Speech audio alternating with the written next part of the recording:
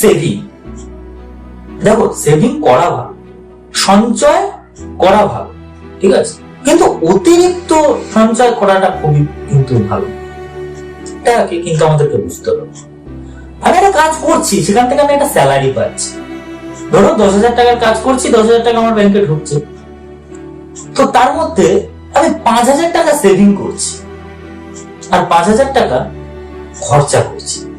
50% saving করছি আর 50% আমি খরচা করছি। দেখো, এটা ভালো, এটা খারাপ নয়, আমি বলবো না যে এটা খারাপ, কিন্তু আমার জানো তো একটা জিনিস, জানো তো, যেমন আয় হবে, তুমি যতটা রোজগার করতে পারবে, আমি এর আগে আমার একটা ভিডিওতে বলেছিলাম যে যত বেশি রোজগার করতে পারবে সে তত বেশি ব্যয় করতে পারবে, যে যত বেশি ব্যয় করতে পারবে সে তত বেশি রোজগার করতে পারবে। ব্যয় করলেই কিন্তু তুমি তোমার আয়ের সিদ্ধান্তটা নেবে যে আমাকে আয়টা বাড়াতে হবে।